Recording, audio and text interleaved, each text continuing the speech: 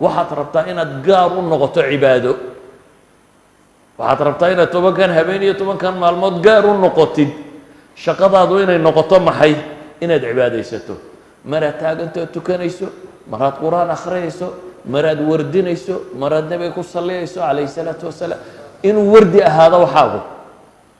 bilbalaayiin walmalaayiin inaad wardigaagu noqdo 10kan maalmood oo halkaad sheekayn lahayd ama war kale akhri war xataa culamadii muslimiinta hore ma taqaanaa culamada badh baa ramadaanta xataa waxay joojin jireen kutubtay akhri jireen kutubtii la akhri jiray kitaabku soo ma aha wax khayr laga helayo culamada badh baa kutubta joojin jirtay imaamu maalik iyo waxaa la sheegaa xataa xadiidka uu dayn jiray xadiidkii nebi maxamed calayhi salaatu wasalaam akhriskiisuu dayn jiray qur-aanku buu bixi jiray waa odhan jiray bishana waa bisha qur-aankay odhan jireen dabeetana cilmiga kale o dhan meel bay iska dhigi jireen cilmiga qur-aanku unbaa bay soo reebi jireen idan meesha raggii ragga ahaa uu kutubta cilmiga intuu ka tago uu xagga qur-aanka usii guurayey ama wardiga usii guurayey haddaad adiguna xagga sheekada usii guurto iyo internetka waa mid subxaanalay soo baxaysaa marka ictikaafkeenu uma ekaanayo ictikaafkii raggaa hore ay ictikaafi jireen haddaba nebigu calayhi salaatu wasalaam sanadkii uu dhimanayey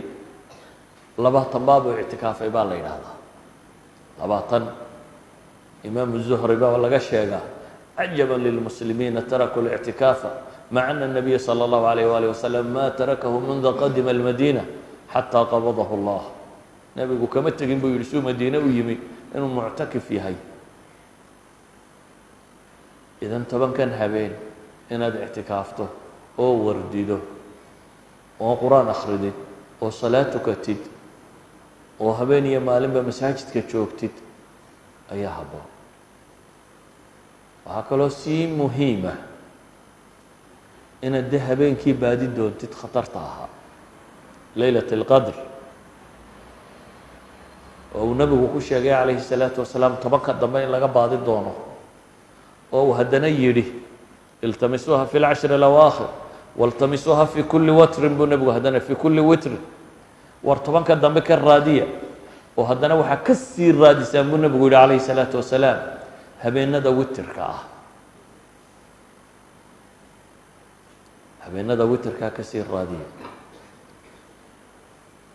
oo maxaad qaban waxaad qaban caaisha waxay tidhi oo ilaahay hadduu ila kulmiyo maxaan yeelaa xadiidka ibnu maaja iyo tirmidiba warinayaan sheekh albanina saxiixayee sheegay wuxuu nabigu yihi calayhi الsalaatu wasalaam quulii allahuma inaka cafuwun kariimun tuxibu اlcafwa faacfu cana waxaad tidhaahdaa allahuma inaka cafuwun tuxibu اlcafwa faacfu cana ilaahayow mid wax cafiye baa tahy ee icafi dheh oo cafigana jecel ee rabbow icafi dheh idan habeenkan si aad u raadacayso baryada ilaahay badi baryada ilaahay badi waa habeenkuu nebigu leeyahy fiihi laylat khayr min alfi shahri man xurima khayruha faqad xurim xadiidka axmed iyo nasaa-i ba warinayaan sheekh alalbanina saxiixa ku tilmaamaya waa habeen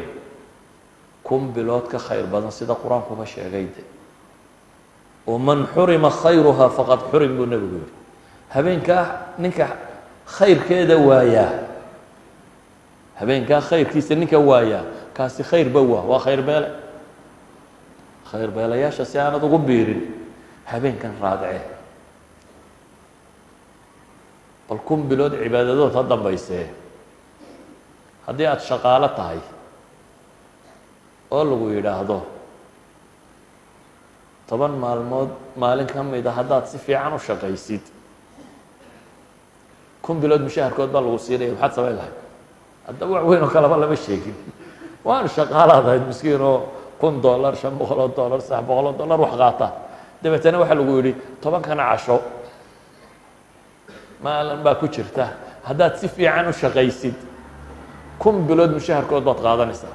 1000 bilood mushaharkood waa imisa dee waa pension baad gelaysaa cimrigaaga inta ka hadhay waa 83 iyo dheeraad 83 sano iyo dheeraad weeyaan haddiiba ay shaqadu markaa ku xidhantay mushaharka gebigiisuba haddaad 10kaa casho maalin ka dhex raadisid haddaad si fiican u shaqayso benshanka aad qaadanayso oo fadhiga lacagta ku imanayso bal ka warran markay janno tahay haddaba waxaa la helayaa iyo acmaasha iyo khayrka la helayaa markay tahay jannooyin ka warran sidaa ogeed ayaa ilaahay subxaanaه wa tacaala si laynoo dareensiiyo habeenkan fadligiisaa layna yidhi kow war waa habeenku qur-aanku soo degay baa la yidhi inaa anzalnaahu maxaa ku xiga fii laylaة اlqadri laylaة اlqadri khayru min alfi shahr waa habeenkii ilaahay subxaanaه wa tacaala uu u doortay hadalkiisa uu aadanaha kula hadlayo wuxuugu sheegayo inuu soo dejiyo waa habeenkaa qur-aanku uu ku sheegayo kun bilood waa dhowr iyo siddeetan sannadood oo 3 sano wax ka badan bilaa dheer 3 sano siduu ula mid yahay yani waxa weeyaan salaadaad habeenkan tukataa 3 sannadood salaadaad kun bilood salaadaad tukanaysa u dhigantaa wardigaad wardidaa intaasuu u dhigmaya yani camalka khayrka aada shaqaysataa camal la shaqaynayay dhowr iyo 80 sannadood buu maxay ayuu la fadliya u dhigmaya ilaahay wuxuu ku tilmaamaya habeen barakaysan inuu yahay haddaad inuu barako raadinayso soomaalidu barakay doontaa soo maaha xabaala waa laga soo barakaystaa meeshan waa laga barakaystaa waa barakaa la raadinaya haddaad barako rabto inaa anzalnaahu fii laylatin mubaaraka baa ilaahay habeen barakaysan habeenkan baa ah ee raadi waa habeen malaa'igtu soo degto jibriille uu soo dego xataa jibriil malaa'igta oo dhan baa soo degta oo qadarkan alqadar culamada mufasiriinta qaar baaba sheega inay tahay min addiiq oo cidhiidhi ay tahay waxaan filayaa caalimkii lugawiga ahaa khaliil ibnu ibraahim alfarahidi siduu sheegayo khaliil ibnu axmed alfarahidiy siduu sheegayo dayqii cidhiidhigii buu ku fasiraya wuxuu leeyahy malaa'igtaa dhulku cidhiidhi ku noqdaa idan malaa'igta iyo dadkii fiicnaa baa soo dega waa hiya salaam baa ilaahay ku tilmaamay waa habeen nabadgeliyo shayطaan iyo inta xumaha wadoo dhan baa laga nabad galaa waa habeen maqaadiirta sanadka soo socota fiiha yufraqu kulu amrin xakiim maqaadiirta sanadka soo socda o dhan lasoo qoro malaa'igta loo soo dhiibo waa habeenuu nebi moxamed leeyahy calayhi الsalaaةu wasalaam wuxuu nebigu yihi man saama ramadaana iimaana واxtisaaba gufira lahu ma taqadama min denbih waman qaama laylaة اlqadri iimaana واxtisaaba gufira lahu ma taqadama min denbih xadiidku 3 shay buu tilmaamayey qofka ramadaan sooma iimaana واxtisaaba isagoo yaqiinsan oo rumaysan oo mukhlisa oo طaacada alle u ikhlaas samaynaya واxtisaaban xisaabsanaya ilaahay wacdigiisa iyo waciidkiisana rumaysan dembigiisa horaa la dhaafaa ninka ramadaanta tukada habeenadeeda isagoo iimaana واxtisaabana dembigiisa la dhaafaa habeenka kana si gaara ninka tukada habeenka laylaة اlqadriga ninka tukada dembigiisii baa la dhaafaa baa la yidhi gufira lahu ma taqadama min denbi idan ayuha alaxiba waa habeenkaasi qadarkiisu uu weyn yahay ee uu baahan yahay qofka muslimka ahi inuu xoog u raadceeyo cibaadaadka ugu badan ee 10kan la sameeyay ay culimmadu tilmaamaan waxaa ka mid ah qur-aanka oo akhriskiisa la badiyo qur-aanka oo akhriskiisa iyo tadabburkiisaba la badiyo waayo ilaahay bishan buu u doortay inuu soo dejiyo nebigana calayhi الsalaaةu wasalaam jibriil baa intuu u yimaaduu bisha tan qur-aanka la akhriyi jiray oo la daraasayn jiray sanadkii u dambeeyena 2 goor baabuu jibriil la daraaseeyo ku dul akhriyay